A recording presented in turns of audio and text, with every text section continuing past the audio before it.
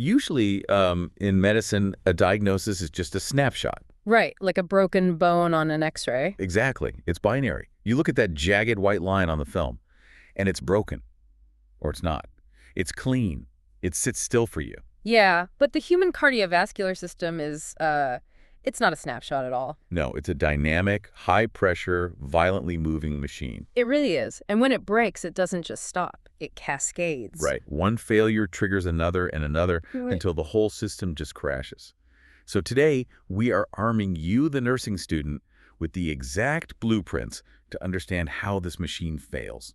And more importantly, how you step in to save it. Exactly. Yeah. We're bypassing the rote memorization and getting straight to the mechanisms. We are unpacking the plumbing, the pump, and the electrical grid of the heart. Which is such a great framework. The plumbing, the pump, the electrical grid. That is exactly how you need to approach your ATI cardiac unit. Yeah, because when a patient presents with a cardiac issue, your very first job as a nurse is to figure out which of those three systems is breaking down. Spot on. Everything else, your assessments, your priority interventions, the meds you pull, it all stems directly from that single clinical judgment. Okay, let's unpack this. Welcome to the deep dive. We have a massive stack of nursing texts, research notes, and clinical guidelines right here, and we're going to translate all of it into the why. Because if you know the why, I mean, the NCLEX is a breeze. Totally. Yeah. So let's start with the plumbing. What actually happens when the pipes supplying blood to the heart itself get clogged? So to understand the plumbing failure, you have to look at acute coronary syndrome, or ACS, and it's not just one disease. Right, it's a continuum. Exactly. It ranges from a temporary cramp, which we call angina, all the way to a full-blown myocardial infarction. The classic heart attack. Right. And at its core, this whole continuum is driven by just one really simple concept: supply and demand. Okay, so like an imbalance. Yeah, an absolute imbalance between myocardial oxygen supply, which is what the coronary blood vessels can physically deliver, and myocardial oxygen demand, what the heart muscle actually needs to keep beating. So if the demand outpaces the supply, the tissue just starts to suffocate. Precisely. But how does that supply get choked off in the first place? Yeah. I feel like the text always talks about atherosclerosis and plaque buildup, but we just, gloss over what that actually looks like inside the vessel. It's a fascinating, albeit destructive, process. I mean, atherosclerosis doesn't just happen overnight. Right. It starts with an endothelial injury, like a microscopic tear or damage to the smooth inner lining of the artery. From what? High blood pressure. Yeah, often from the sheer physical force of chronic hypertension, or the chemical damage from toxins and cigarette smoke. Wow. And once that lining is damaged, LDL cholesterol, the bad cholesterol, seeps into the wall of the artery. And the body's immune system doesn't just ignore that, right? Not at all. The immune system sees this trapped cholesterol as a foreign invader. So it sends in white blood cells, specifically macrophages, to literally eat the cholesterol. Okay, Pac-Man style. Exactly. But they eat so much of it that they die and become what are called foam cells. Foam cells. Yeah, and these dead, fat-filled cells accumulate, creating a fatty streak, which eventually hardens into a fibrous plaque. And that plaque physically narrows the pipe. You got it. I always think of it like a garden hose. Like if you have a hose running to water a patch of grass, Yeah. and you step on the hose, you've created a restriction. That's a great visual. Right. The grass on the other side isn't getting water, it starts to wilt. Yeah. But if you lift your foot quickly enough, the water flows again and the grass recovers. Yes. And that wilting phase, that reversible temporary starvation of the heart muscle, that is ischemia. And clinically, ischemia causes angina. Exactly. And the clinical presentation tells you exactly how severe that restriction is. Like if your patient has stable angina, the pain is predictable. Because it's precipitated by exercise or maybe emotional stress? Right. The heart is suddenly beating faster, demanding more oxygen, but that hardened plaque restricts the flow. So what's the vital assessment finding there? That stable angina is relieved by rest. You sit down, the heart rate drops, demand meets supply again, and the pain stops. Or it's relieved by taking a vasodilator like nitroglycerin. And crucially, the text says the manifestations last less than 15 minutes. Correct. Less than 15 minutes. But then we have the myocardial infarction, the MI. Going back to our hose analogy, this isn't just someone stepping on the hose. No, this is much worse. This is when a chunk of that plaque ruptures, the body panics, and forms a massive blood clot right on top of it, completely sealing off the pipe. Exactly. The grass doesn't just wilt, it dies. It turns brown. Because infarction is permanent, irreversible tissue necrosis. Yeah, and because the occlusion is complete, the clinical presentation is drastically different. An MI can occur without any exertion at all. Like you could just be sitting on the couch. Or sleeping. It often strikes in the morning after a period of rest, likely due to a natural surge in adrenaline as the body wakes up. Oh, wow. And I'm guessing the pain isn't relieved by rest? No. Hmm. It is not relieved by rest, and it is not relieved by nitroglycerin. Typically, only opioids like morphine can even touch the pain. And it lasts longer, right? Yes, the manifestations last more than 30 minutes. And it's not just chest pain either. The sympathetic nervous system just goes into absolute overdrive because the heart is dying. You see a massive systemic response. Nausea, severe epigastric distress that mimics intense heartburn. Oh, so they might think it's just indigestion. Happens all the time. Plus dyspnea, extreme anxiety, a profound feeling of impending doom, and diaphoresis. Like sweating through their hospital gown. Literally dripping sweat. Now, here is where it gets really interesting and where a lot of nursing students get tripped up on exams. Yeah. We all have this mental image of the Hollywood heart attack, Oh, yeah, the guy clutching the center of his chest. right, wincing with pain shooting down his left arm. But there's a massive alert in the ATI text regarding special populations. You can't rely solely on that classic presentation, can you? You absolutely cannot, and the NCLEX will test you on this. Females and older adult clients frequently present with atypical manifestations. Let's break that down. Why is it different for women? Well, for women, the pathophysiology of coronary disease often involves the microvasculature. The tiny vessels branching off the main arteries. Exactly. So instead of a crushing elephant on the chest, a female patient might complain of an ache between her shoulder blades. Or a strange pain in her jaw. Yes, or a sensation of choking or just profound fatigue with exertion. And what about older adults? Why do their symptoms present differently? With older adults, the atherosclerotic changes have been happening over a lifetime, so they often have established collateral circulation. Which are like tiny detour vessels the heart slowly grows to bypass the blockages. Exactly. Furthermore, older adults frequently have comorbidities like long-standing diabetes. Oh, and diabetic neuropathy alters their nerve pathways. Precisely. They simply do not feel the ischemic pain the same way a healthy 40-year-old would. They might present with sudden shortness of breath or sudden confusion rather than chest pain. Okay, so a patient arrives, and their clinical picture, whether it's classic or atypical, points to a plumbing problem. We suspect an MI, but we need definitive proof. Right, we can't see the heart. Exactly. So how do we actually prove the cells are dying? We look for the cellular debris in the bloodstream. We look at the cardiac enzymes. How does that work cellularly? When myocardial cells suffer a severe ischemic injury and die, their internal machinery just breaks down. Without oxygen, the cells can't produce ATP. Yeah, and without ATP, the sodium-potassium pumps on the cell membrane fail. Yes. So sodium rushes into the cell, water follows the sodium, the cell balloons up, and the cell membrane physically ruptures. It's like a water balloon popping. And when it pops, it dumps its internal proteins, these specific enzymes, directly into the bloodstream. So finding these enzymes in the blood is definitive proof of an infarction. Absolute proof. What are the specific ones we're looking for? The absolute gold standard markers are the troponins, troponin I and troponin T. Because they are uniquely found in cardiac muscle. Exactly. If they are in the blood, cardiac muscle has died. Period. Okay, I want to clarify the timelines here because this is always a test question.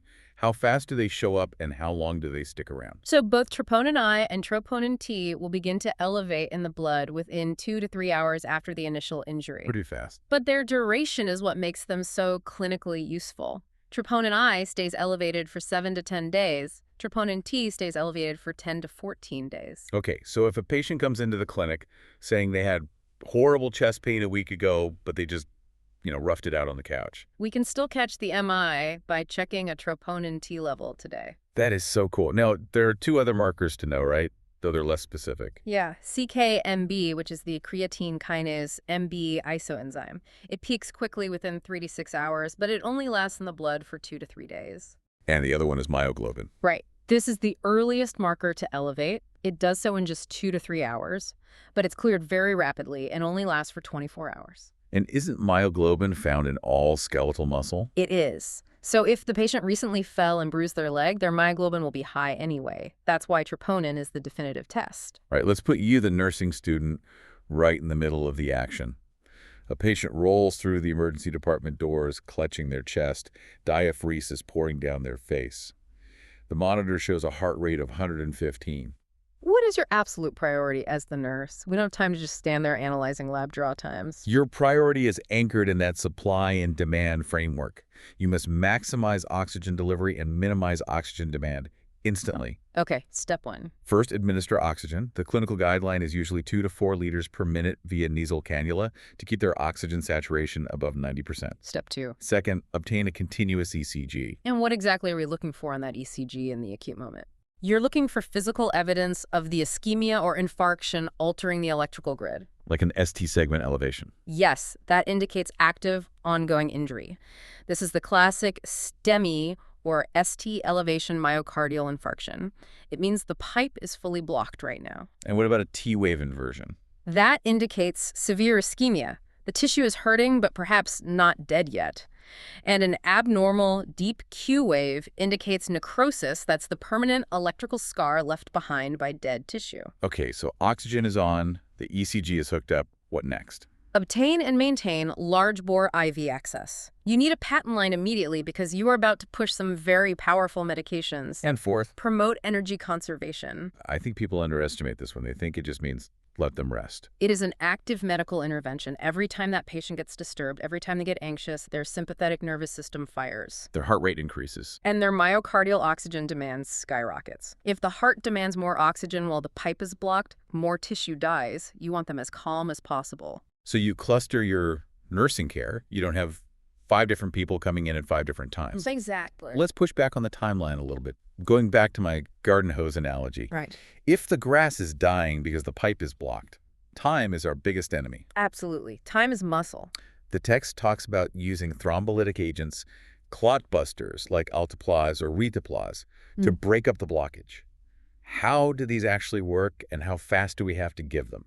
Because logically, you can't just give them a week later. No, you can't. Thrombolytics like alteplase work by artificially activating plasminogen into plasmin. Which is an enzyme. Yeah, an enzyme that acts like microscopic scissors, literally cutting apart the fibrin mesh that holds a blood clot together. It dissolves the blockage. But there's a narrow window. Very narrow. For the best clinical outcome, thrombolytics must be given within 6 hours of the onset of the infarction. What happens if you give it at hour 12? If you wait too long, the myocardial tissue is already irreversibly dead. The necrosis is complete. Opening the pipe at that point won't bring the muscle back to life. But you're still taking on all the risks of the medication. Exactly. You are introducing a massive systemic bleeding risk by destroying the body's clotting ability. The risk vastly outweighs the non-existent cardiovascular benefit. Which means we are racing the clock. And if medications like thrombolytics aren't appropriate, maybe the patient recently had surgery and can't receive clot busters, or if the blockage is just too severe, we have to go in and physically fix the plumbing. Right. We go invasive. Which brings us to section 2, unclogging the pipes. Yes. Procedures like coronary angiography and percutaneous coronary intervention, or PCI.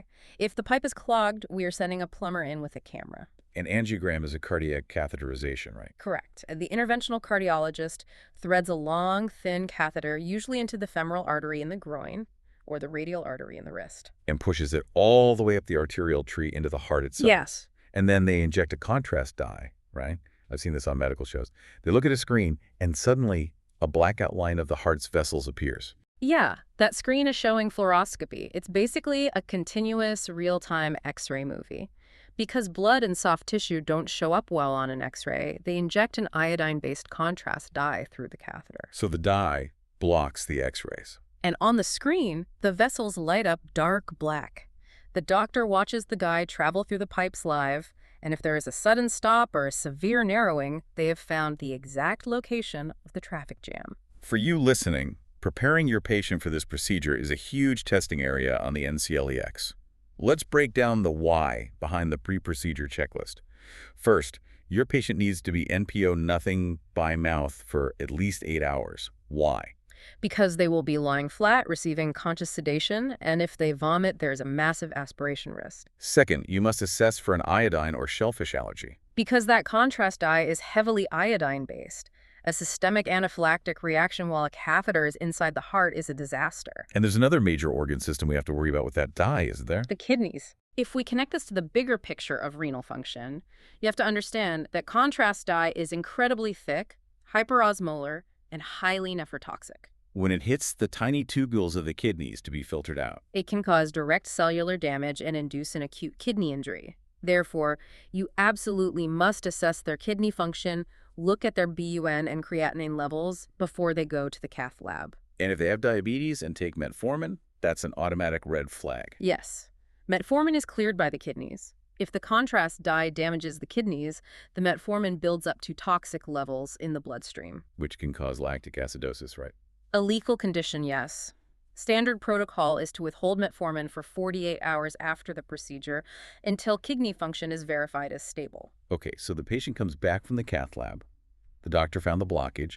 They performed a balloon angioplasty, literally inflating a tiny, high-pressure balloon to crush the plaque against the artery wall, and they deployed a wire mesh stent to hold the vessel open like scaffolding. The plumbing is fixed. So what are your post-procedure nursing priorities? It's all about monitoring the insertion site and peripheral perfusion. You have a patient who just had a hole punched into a major high-pressure artery, and they've been given heparin to prevent clots on their new stent. So you must strictly monitor that insertion site again, usually the groin or the wrist for bleeding, swelling, or the formation of a hard hematoma. And positioning is critical here. You apply firm, direct pressure after the catheter is removed, and you ensure the client keeps that extremity completely straight for the prescribed time. Which is often 2 to 6 hours for a femoral approach. Right. If they bend their leg at the hip, they could blow the clot right off the artery wall and hemorrhage. And that hemorrhage can be sneaky and completely lethal.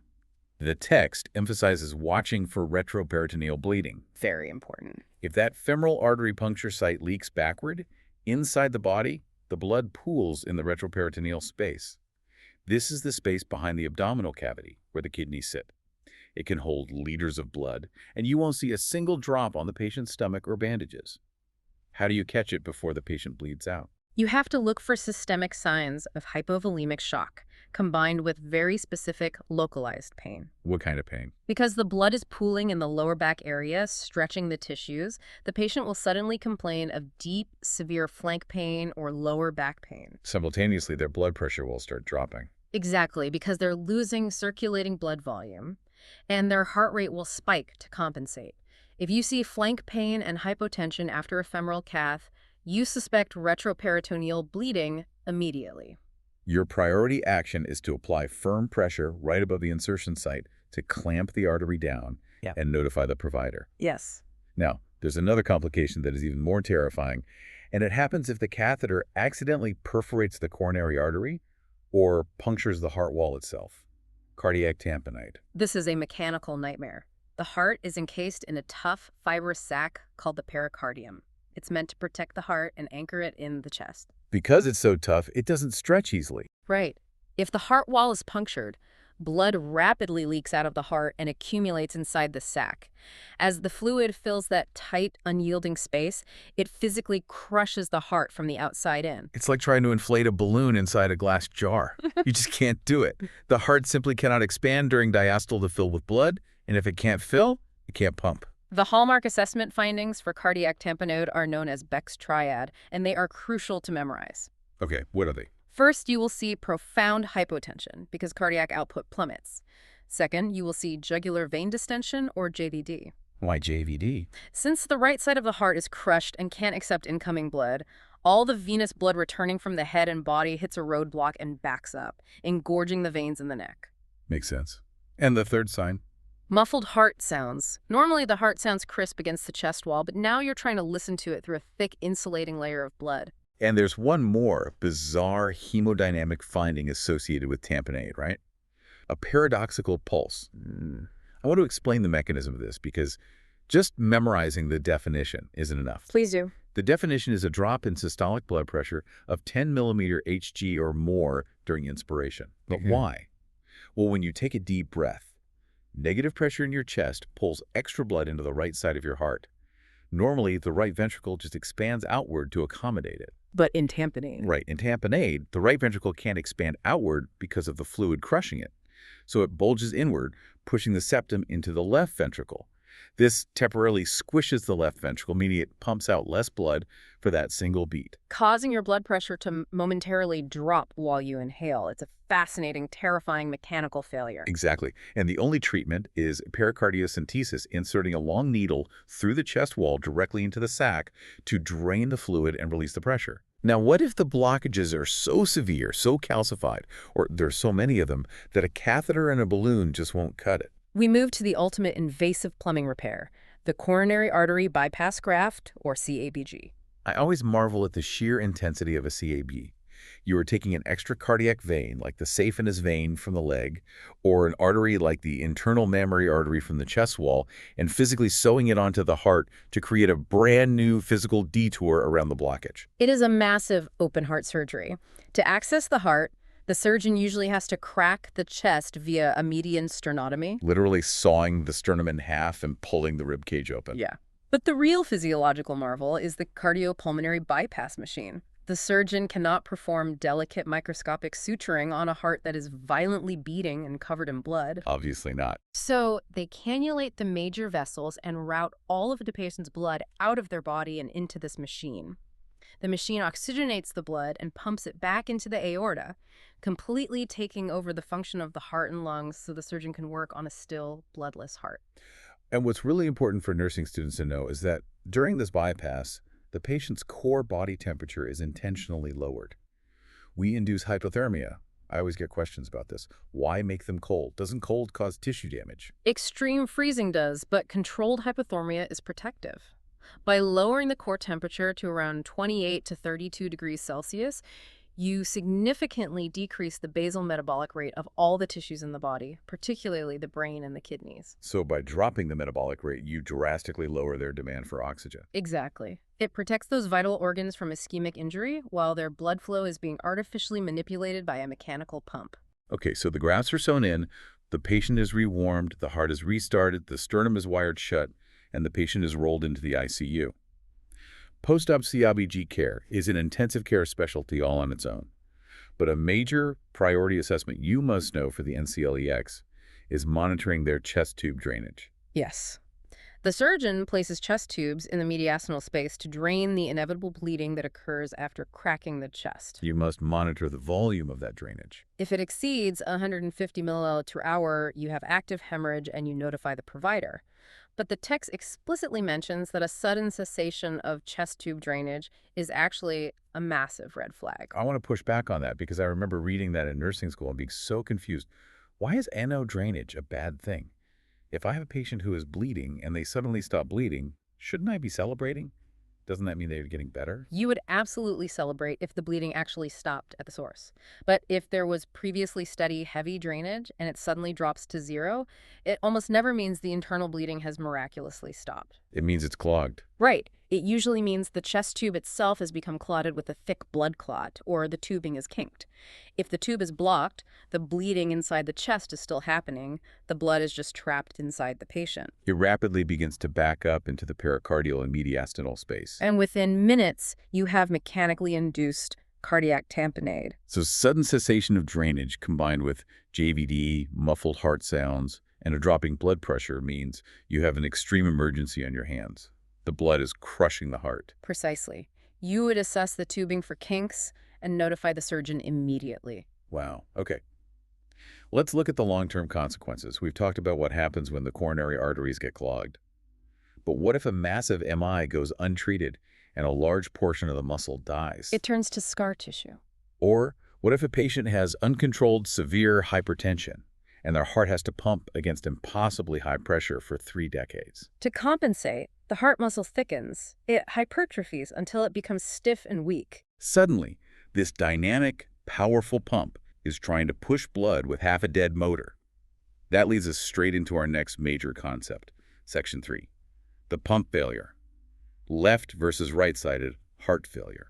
Heart failure means the heart muscle is simply unable to pump effectively enough to maintain an adequate cardiac output to meet the body's metabolic needs. And it's graded on a scale, right? Yes, it's important to note the severity is graded on the New York Heart Association's functional classification scale. It goes from Class 1, where the client has heart disease but no symptoms with normal physical activity, all the way to class 4, where the client experiences severe manifestations of heart failure even while completely at rest. For your exam, the absolute most critical concept to master is the direct physiological comparison between left-sided and right-sided failure. You need to know these assessment findings cold, and you need to know why they happen. Let's set up a mental cue. For left-sided failure, I want you to remember left equals lungs. Here is the pathophysiology. When the left ventricle fails, it loses its forward squeeze. It can't pump blood effectively forward into the high-pressure aorta and out to the systemic body. According to Starling's law, if the blood can't go forward, it goes backward. The blood backs up into the left atrium and then straight back into the pulmonary veins, and finally, it congests the capillary beds within the lungs themselves. This is where we need to talk about hydrostatic pressure. Because the blood is jamming up in those tiny pulmonary capillaries, the physical pressure inside the vessels skyrockets. This hydrostatic pressure literally forces the liquid portion of the blood, the plasma, out of the blood vessels and into the alveoli, the tiny air sacs where oxygen exchange happens. Because the fluid is physically congesting and flooding the pulmonary system, all your critical assessment findings are respiratory. The patient will experience dyspnea, shortness of breath. They will have orthopnea, which is severe shortness of breath when lying flat, because gravity allows all that fluid to spread out evenly across the lungs. They will experience paroxysmal nocturnal dyspnea, where they wake up in a panic, gasping for air. When you listen to their heart, you will hear an S3 gallop, which is the sound of blood sloshing into an already overfilled, non-compliant ventricle. And when you auscultate the lungs, you will hear bibasilar crackles. The literal sound of air bubbling through the fluid trapped in the alveoli. Furthermore, the patient will experience profound fatigue, dizziness, and confusion. Why? Because if the blood is backing up into the lungs, it isn't going forward to the brain and the skeletal muscles. The systemic tissues are starved for oxygen. And what is the absolute hallmark, classic manifestation of severe left-sided failure that you will see on every nursing exam? Frothy sputum, which is often blood-tinged or pink. Yes.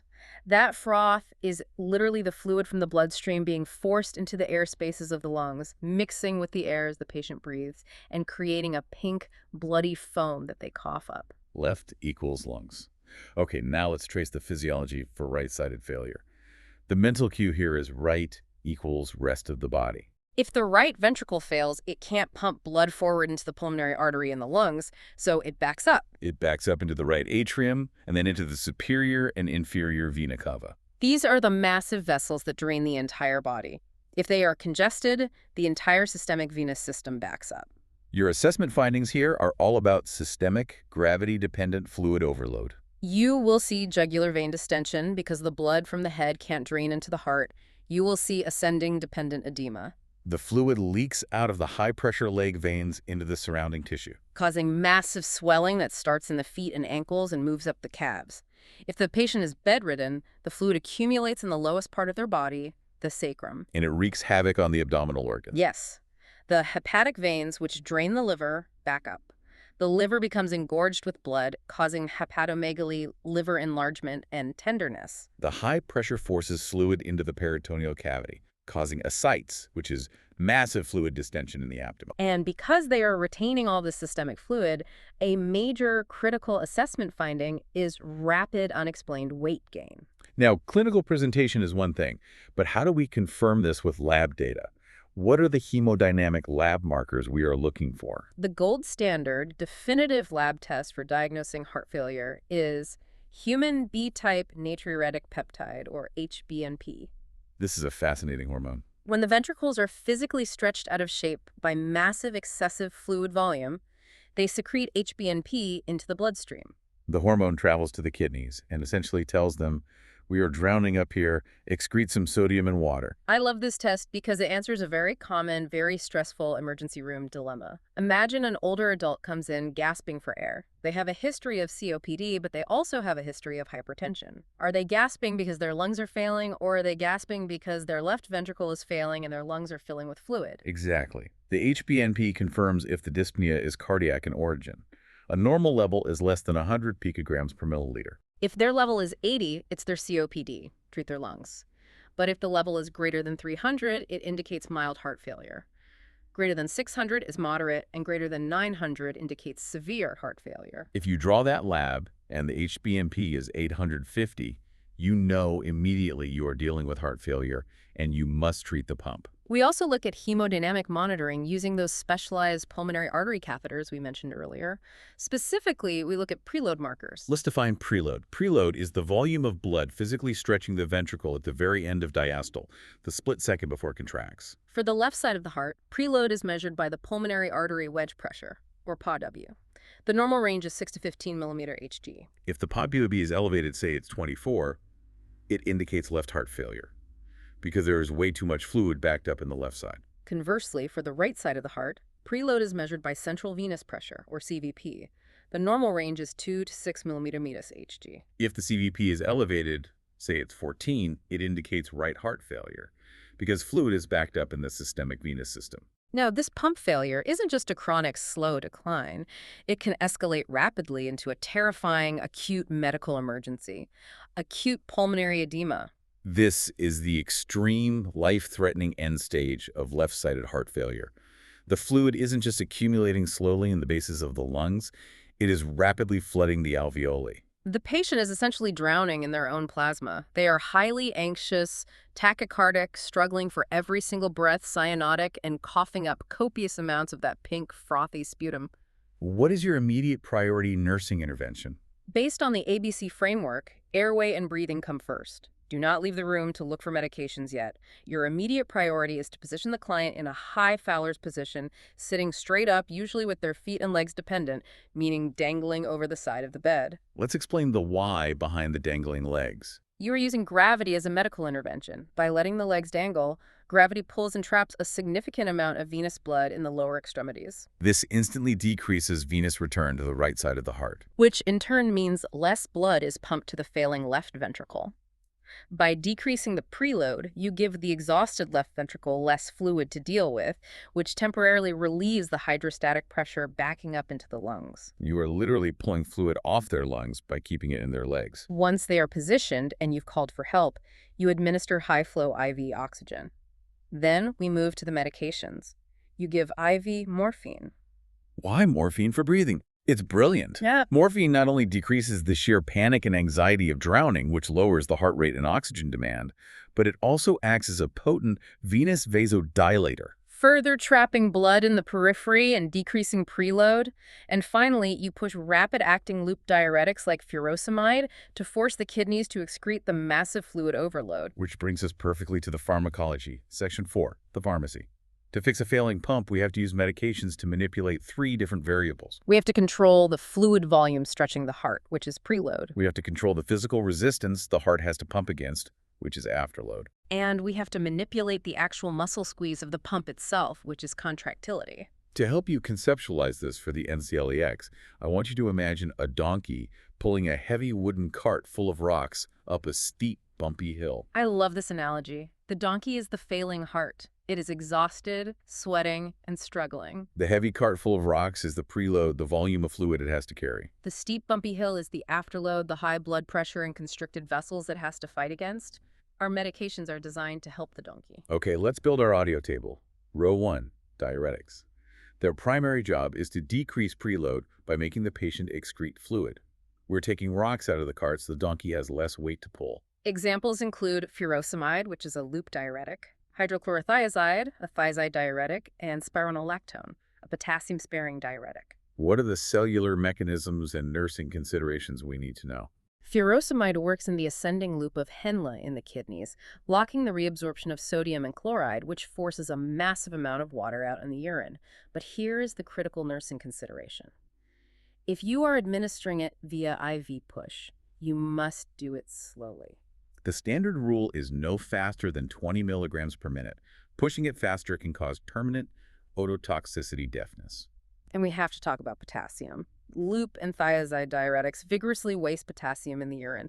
Potassium is the primary intracellular ion responsible for the repolarization of the heart's electrical action potential. If you drain all the potassium out of the body, creating hypokalemia, the heart's electrical grid becomes unstable, leading to lethal ventricular dysrhythmias. You must monitor their potassium levels daily. Conversely, spironolactone works by blocking aldosterone, forcing sodium out but holding on to potassium.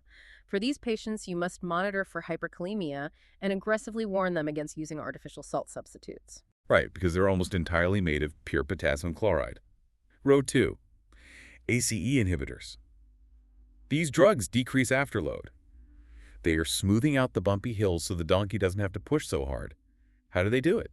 By interfering with the RAAS system, the renin-angiotensin-aldosterone system, they block the enzyme that converts angiotensin I into angiotensin II. Angiotensin II is one of the most potent vasoconstrictors in the human body. By blocking it, the blood vessels dilate, the blood pressure drops, and the heart has a much easier time pushing blood forward. Examples all end in april, lisinopril, and elapril. What are the nursing watchouts? Because ACE inhibitors also block the breakdown of bradykinin, inflammatory peptides can build up in the lungs.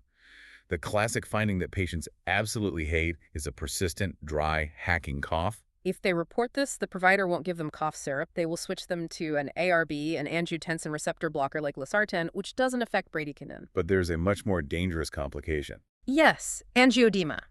This is a severe, sudden swelling of the lips, tongue, and throat that can completely obstruct the airway. It is a medical emergency. You also monitor for hyperkalemia, as blocking aldosterone causes the kidneys to retain potassium. And finally, watch out for first-dose hypotension. Because you are suddenly dilating their vessels, their blood pressure can bottom out the first time they take it. Teach them to sit on the edge of the bed and change positions very slowly. Row 3. Inotropic agents. These medications directly increase the contractility of the heart. We've lightened the cart, we smoothed the hill, and now we are holding a carrot in front of the donkey to make it pull harder and stronger. The classic example here is digoxin. What do nurses need to know? Digoxin is a cardiac glycoside. It slows the heart rate down, but it drastically increases the force of the contraction. Before you give digoxin, you must take the patient's apical pulse for 1 full minute. Not the radial pulse on the wrist, the apical pulse, listening with your stethoscope directly over the mitral valve at the 5th intercostal space. If the heart rate is less than 60 beats per minute, you hold the medication and notify the provider because it will slow the heart down dangerously further. And I want to get into the weeds on digoxin toxicity. It has a very narrow therapeutic window. We mentioned earlier that hypokalemia increases digoxin toxicity, but I want to explain why that happens because it's a brilliant piece of cellular biology. Yes. Potassium and digoxin actually compete for the exact same parking spots, the binding sites on the sodium-potassium ATPase pumps on the heart cells. If a patient is on furosemide and they urinate all their potassium away, there is no competition. All the parking spots are empty. Digoxin pulls into every single empty spot, binding massively to the heart cells, overwhelming the tissue, and causing lethal toxicity. That is exactly the mechanism. And you have to know what that toxicity looks like. Digoxin toxicity presents initially with gastrointestinal and vague systemic symptoms.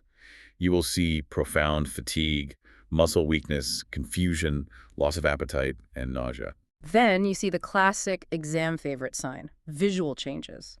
Patients might report seeing yellow-green halos around lights or having blurred vision. If you see these signs, you draw a serum digoxin level immediately. Row 4. Beta blockers.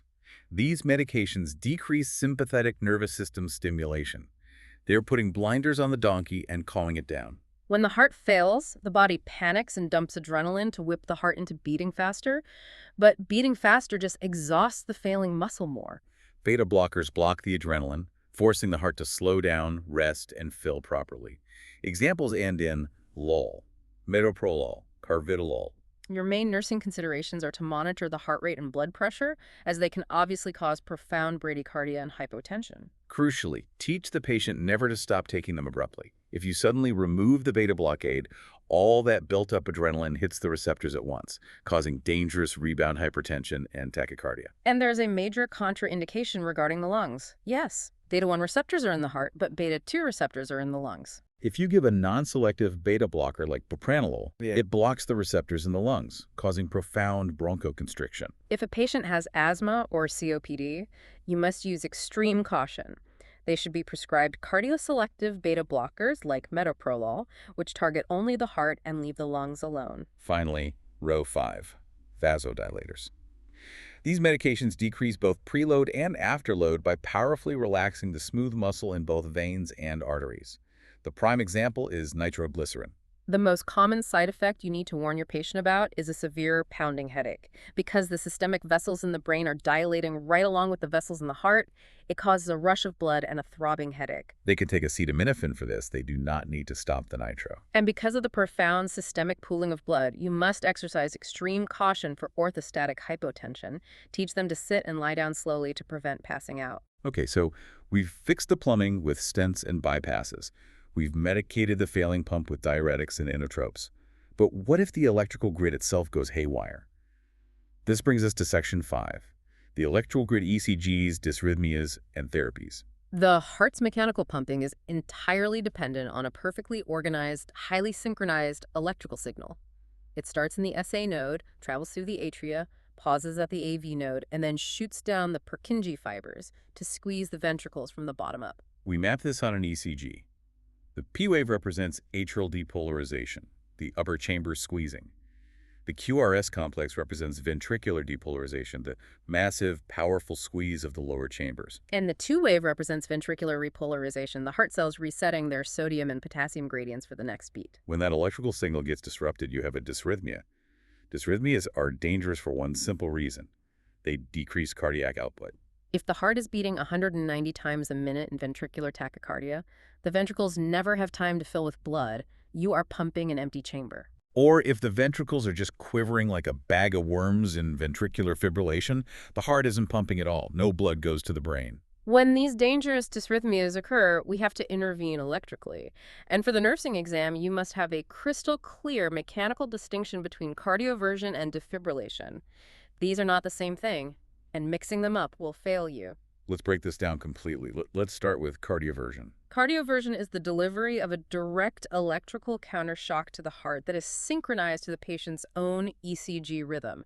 It is a planned elective treatment. It is used for dysrhythmias, where the patient still has a pulse, they are still alive, but the rhythm is too fast, or irregular things like atrial fibrillation, supraventricular tachycardia, and ventricular tachycardia with a pulse. And what are the priority nursing actions for a planned cardioversion?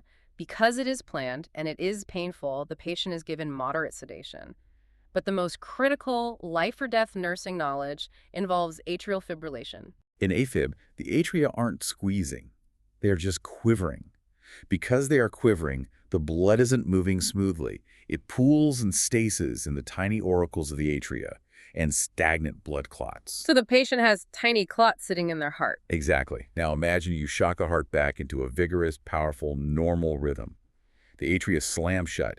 They will eject those clots straight out of the heart. If the clot goes out the left side, it goes to the brain, causing a massive catastrophic ischemic stroke. If it goes out the right side, it goes to the lungs, causing a massive pulmonary embolism. Therefore, if a patient has been in AFib for an unknown duration, they must receive adequate anticoagulation therapy, like warfarin or a direct oral anticoagulant, for 4 to 6 weeks prior to the cardioversion to dissolve any clots. You also need to hold their digoxin for 48 hours prior to the procedure, as digoxin increases ventricular irritability after a shock. Okay, so that is cardioversion. Yeah. Synchronized for patients with a pulse, often planned. Now contrast that with defibrillation.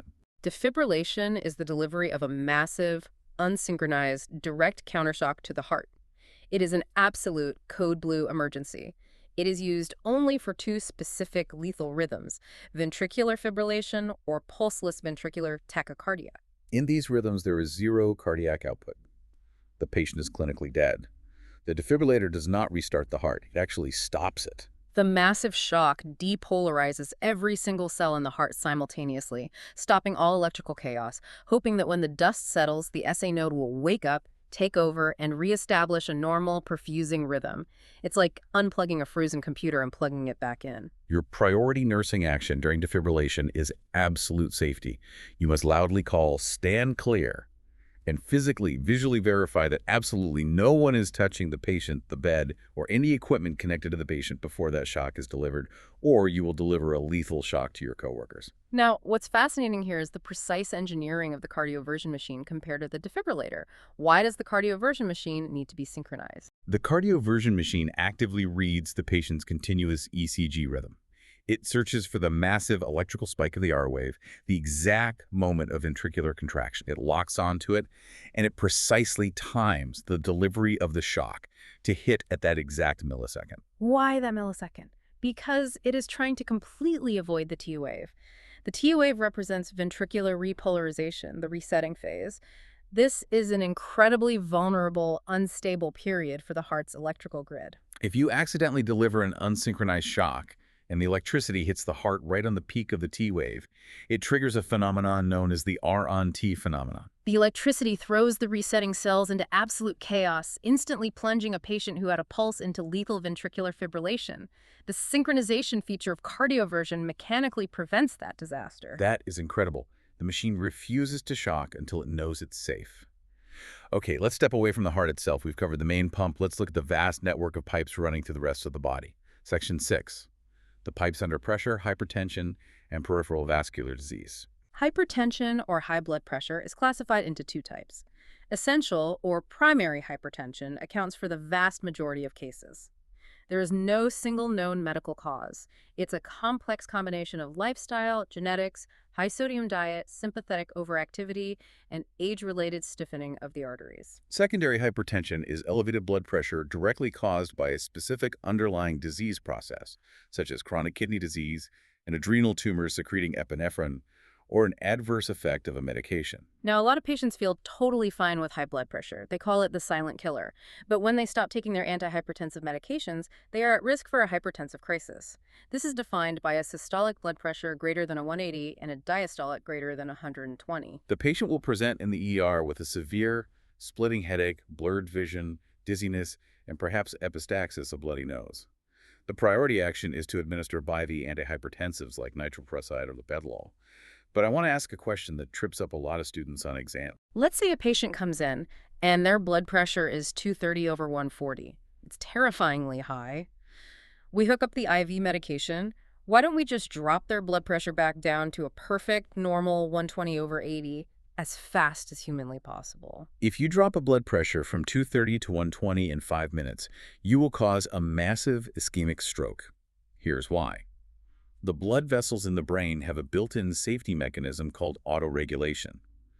Over months of living with extremely high blood pressure, the cerebral vessels have physically thickened and clamped down to protect the delicate brain tissue from the high-pressure pounding. They have adapted to require 230 millimeter Hg of pressure just to push blood through their narrowed lumens. So they are used to the high pressure. Exactly. If you instantly plummet the systemic blood pressure back to 120, those thickened cerebral vessels cannot relax and adapt quickly enough. A pressure of 120 is no longer strong enough to push blood through the narrowed pipes. The brain will suddenly lose blood flow and you will cause massive cerebral ischemia. The clinical goal in a hypertensive crisis is a controlled descent. You aim to drop the mean arterial pressure by only 20% to 25% in the first hour, and generally not drop the blood pressure below 160/100 in the acute phase. It has to be gradual. That makes perfect sense. Now let's move down to the plumbing in the legs.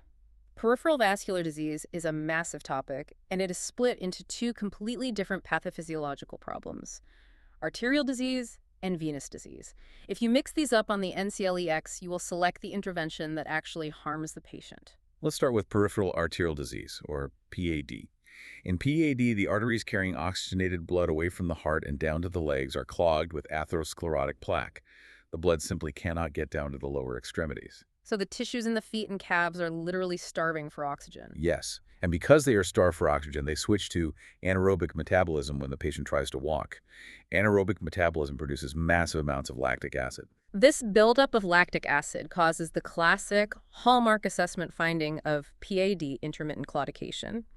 This is a severe, deep, burning muscle pain in the calves that occurs predictably with walking and is relieved by rest once the oxygen supply catches up. When you assess a patient with PA, when you look at their legs, what do you see? You see the physical signs of chronic oxygen starvation and poor perfusion. The skin is incredibly dry, scaly, thin, and shiny. They will have complete hair loss on their lower calves and toes because hair follicles require high blood flow to grow. Their toenails will be thick and opaque. If you elevate their leg above the level of their heart, the leg will turn stark white, exhibiting pallor, because you are making the blood fight gravity and the blockages. But if you let the leg bangle over the side of the bed, it turns a deep, dark, dusky red. This is called dependent rubor, caused by the damaged vessels maximizing their dilation to catch whatever trickle of blood comes down. And crucially, their pedal pulses will be significantly decreased or completely absent. Because the blood is struggling to get down to the foot, What is your priority nursing action regarding positioning for a patient with PAD? Do not elevate their legs above the level of their heart. Elevating an ischemic leg is torturing the tissue. You must keep their legs dependent. You want them dangling, or at least flat. You are utilizing the force of gravity to help pull that arterial blood down past the blockages and into the starving feet. Okay, now let's flip the pathophysiology entirely. Venous insufficiency. In this disease, the arteries are perfectly fine. The oxygenated blood gets down to the foot without a problem. But the veins, the low-pressure pipes responsible for bringing the deoxygenated blood back up to the heart, are broken. Veins have tiny one-way valves inside them that prevent blood from falling back down between heartbeats. In venous insufficiency, those valves are stretched, broken, and incompetent. The blood can't get back up to the heart. Exactly. Every time the patient stands up, the blood fights gravity, but the broken valves let it fall right back down. The venous blood aggressively pools and stagnates in the lower legs. Over months and years, the hydrostatic pressure inside those leg veins builds to incredible levels. It pushes fluid, proteins, and entire red blood cells straight through the vein walls and out into the surrounding subcutaneous tissue. And the assessment findings for venous insufficiency reflect this fluid trap. They are entirely different from PAD. You will see massive, bounding, pitting edema because the fluid is trapped in the tissue.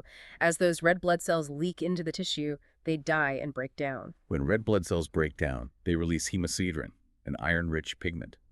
This iron literally stains the skin from the inside out, turning the lower legs a dark, leathery, brownish color. This is called stasis dermatitis. And because the tissue is constantly swollen, congested, and choked with fluid, it breaks down very easily, leading to massive, weeping, wet venous stasis ulcers, typically located right around the medial malleolus, the inner ankle. So for venous insufficiency, where the blood is trapped down low, what is the positioning priority? Elevate. You want to elevate their legs above the level of the heart for at least 20 minutes, 4 to 5 times a day.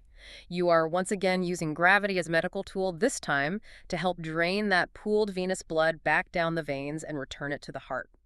You also apply firm, graduated thigh-high or knee-high compression stockings to physically squeeze the veins and force the blood upward. But there's a very specific educational point about those stockings. Yes. Teach the patient to apply the compression stockings first thing in the morning upon awakening, before they ever get out of bed. After lying flat all night, the swelling is at its absolute minimum. If they stand up, make breakfast, and then try to put the stockings on, the legs have already filled with fluid and the stockings will just trap the fluid in the foot. It's all about gravity. PAD, arteries are blocked, keep the legs down. Venous insufficiency. Veins are broken, keep the legs up. All right, it is time to put you, the listener, in the hot seat. This is the application phase. We are going to walk through 3 rapid-fire clinical scenarios and 1 multiple-choice question taken directly from the concepts in the ATI text. I want you to actively think through the wrong answers before the expert breaks down the right one. Ready? Ready. Let's do it. Scenario 1. You are caring for a client with a known history of severe heart failure. They press the call light and frantically report increased shortness of breath. You walk in, and you can see they are using accessory muscles to breathe. When you listen to their lungs, you hear loud bibasilar crackles halfway at the lung fields. You have PRN orders for IV furosemide. You have a pulse oximeter in your pocket, and the provider is down the hall. What is your absolute first priority nursing action? Do you run to the med room for the furosemide? Do you call the doctor? Do you check the O2 stat? Your absolute first priority action is to immediately physically assist the client into a high Fowler's position, sitting straight up. Let's look at why the other options are wrong based on the ABC framework: airway, breathing, circulation. Running for the furosemide takes time. It treats circulation, but you are leaving a patient who is actively failing breathing. Calling the doctor doesn't immediately fix the patient's airway. Checking the O2 stat is an assessment, but if they are gasping, you already know they need an intervention.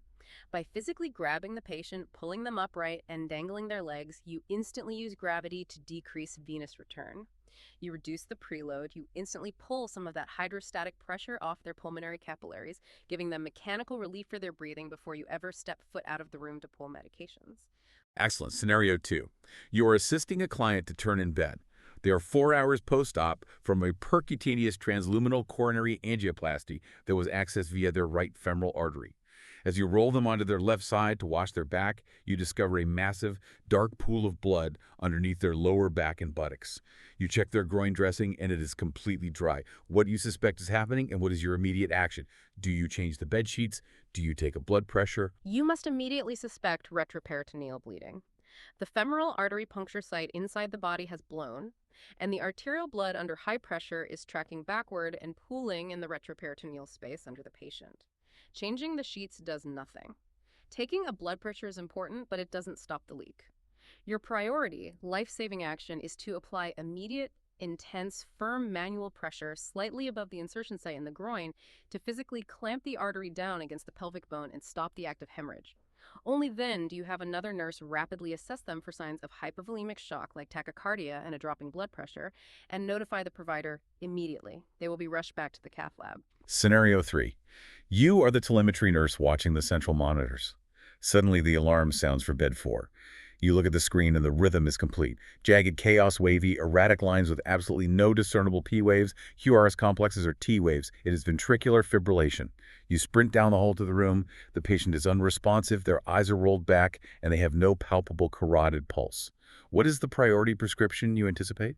Do you push IV epinephrine? Do you prepare for cardioversion? You anticipate defibrillation. VFib equals defib. Let's break down the wrong answers. You do not prepare for cardioversion because cardioversion requires an R wave to synchronize to. This patient has no R waves, just electrical garbage. You will eventually push epinephrine, but medications take minutes to circulate, especially when there is no cardiac output to move the drug. The absolute immediate priority to save their life in the chain of survival is delivering a massive, unsynchronized electrical shock to stop the chaotic electrical storm and allow the SA node to restart the grid. Brilliant. Okay, now let's walk through a classic, tricky, multiple-choice NCLEX exercise right out of the text. Here's the question. A nurse is presenting a community education program on recommended lifestyle changes to prevent angina and myocardial infarction. Which of the following changes should the nurse recommend be made first? A. Diet modification to reduce saturated fats. B. Daily relaxation exercises to manage stress. C. Smoking cessation. D. Taking daily omega-3 fish oil capsules. Expert, break down the critical thinking here. This is a classic priority question that trips people up because all 4 options are technically excellent, correct advice for a cardiac patient. But the question asks what should be recommended first. Whenever you see first, initial, or priority, you apply the ABC framework: airway, breathing, circulation. And how does that apply to lifestyle changes over a timeline? We have to analyze the pathophysiology to see which of these factors most directly and acutely compromises circulation in real time.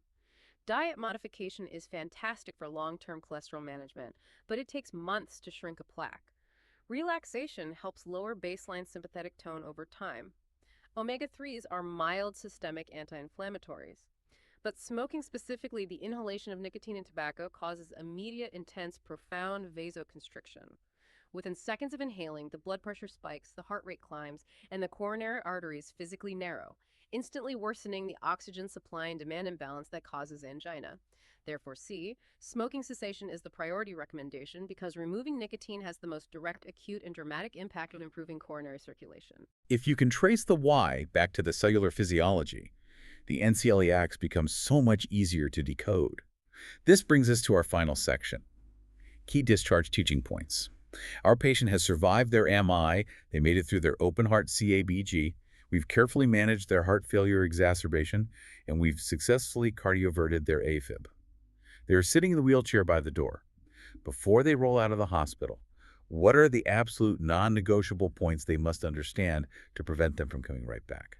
Let's consolidate this into a rapid-fire study guide list for you to memorize. First, weights. A heart failure patient must weigh themselves daily, but the specific details of the teaching matter. They must do it at the exact same time every morning, typically right after voiding their bladder and wearing the exact same amount of clothing. They need to notify the provider immediately if they see a weight gain of 2 pounds in a 24-hour period or 5 pounds in 1 week. Why those specific numbers? Because 1 liter of fluid weighs exactly 2.2 pounds. If they gain 2 pounds overnight, they did not gain fat. They retained a whole liter of plasma. It means their heart is failing, the hydrostatic pressure is building, and they are heading straight toward pulmonary edema. We catch it with the scale before they catch it in their lungs. Second, diet. They need to restrict their sodium intake to less than 2.3 grams per day, or often less than 2 grams for severe failure. Why? Because water follows sodium. If they eat a salty meal, their body holds onto water to dilute the salt, massively increasing their preload. They have to read food labels because hidden sodium is everywhere in canned and processed foods. And you must warn them. If they're on an ACE inhibitor or a potassium-sparing diuretic like spironolactone, they have to be incredibly careful with over-the-counter salt substitutes. As we discussed, salt substitutes replace sodium with potassium. Sprinkling that on their food can throw the patient into lethal hyperkalemia. Third, nitroglycerin rules. Every angina or post-MI patient goes home with sublingual nitroglycerin tablets. The instructions must be perfect. If they experience chest pain, they must stop all physical activity immediately and sit down. They place one tablet under their tongue and let it dissolve. If the pain is completely unrelieved after exactly 5 minutes, they must call 911 immediately. They do not wait to see if it gets better. They can take up to 3 doses in total, spaced 5 minutes apart while waiting for the ambulance. How do they store it? They must store those tablets in their original dark, light-resistant glass container. The chemical compound of nitroglycerin rapidly degrades and becomes useless when exposed to sunlight or heat. Fourth, post-CABG care. The patient has a massive surgical incision right down the middle of their chest. Their sternum has been wired shut. They must be taught to physically splint their sternotomy incision, usually by hugging a firm, heart-shaped pillow tightly against their chest whenever they're doing their deep breathing exercises, and especially when coughing. This is critical. A strong cough generates massive intrathoracic pressure. Without the pillow providing counterpressure, that internal force can literally tear the wire sutures apart, causing sternal dehiscence where the ribcage splits back open. Wow. We have covered a massive amount of ground today. If you have been listening and you've traced these paths with us, I want to congratulate you. You haven't just memorized a list of symptoms, you have mentally mapped the entire cardiovascular system. You have decoded the plumbing issues of angina and myocardial infarction, understanding the plaque and the enzymes. You've learned how to unclog those pipes with PCI and CABG. You've mastered the pump dynamics, tracing the backward flow of left versus right-sided heart failure. You understand the pharmacology of the donkey and the cart, and you've navigated the electrical grid, differentiating the precise timing of cardioversion from the raw power of defibrillation. You know the interventions. You know the mechanisms. You know how to keep these patients alive. You've got the foundation. But before we sign off, I want to leave you with a final provocative thought to mull over. Something to stretch your clinical imagination beyond the textbook and into the reality of modern cardiac ICUs. I love these. Hit us. What do we have to think about? We have spent this entire deep dive talking about the heart's ejection fraction, the rhythm of the pulse, and manipulating preload and afterload to help a beating, squeezing heart. But the text briefly mentioned ventricular assist devices, or VADs, as a bridge to transplant or destination therapy for end-stage heart failure. What is fascinating is that many modern VADs are continuous flow centrifugal pumps. They don't beat, they don't squeeze. They utilize a rapidly spinning magnetic impeller, much like a jet engine, to suck blood out of the left ventricle and propel it continuously into the aorta. The flow is constant rather than in pulsatile waves. Wait, if the pump doesn't beat, if it just hums, what does that mean for the patient's physiology? It means that a patient with a continuous flow VAD might be sitting perfectly upright in front of you, fully conscious, having a completely normal, laughing conversation with you, and they will have absolutely no detectable pulse. You put your fingers on their radial artery, and there is nothing. It is smooth. You try to take a standard blood pressure with a manual cuff and a stethoscope, and you can't get a reading because there is no systolic high and diastolic low. There is no thump-thump to hear. That is wild. The machine has completely erased the classic vital signs we rely on. Precisely. So my question for you, the nursing student, to explore on your own is this. How does that mechanical reality completely change the way you perform a basic physical assessment? If the pulse is gone and the standard blood pressure cuff is useless, how do you mathematically calculate their mean arterial pressure using a Doppler? More importantly, how do you, as the nurse at the bedside, monitor their tissue perfusion? If you can't feel a pulse, how do you definitively know their brain, their skin, and their kidneys are getting the oxygen they need? It forces you to look past the monitors and rely on your fundamental raw clinical assessment skills, capillary refill, mentation, urine output, skin temperature. That is an amazing clinical puzzle to take into your critical care rotations. Remember, the cardiovascular system isn't just a static picture in a textbook. It's a dynamic, pressurized, fascinating machine. And now you have the conceptual tools to understand exactly how it works, how it breaks at the cellular level, and how you can step in and fix it. Keep asking questions. Keep pushing for the why behind the what. Keep making those connections and go absolutely crush your ATI exams in the NCLEX. We'll see you next time.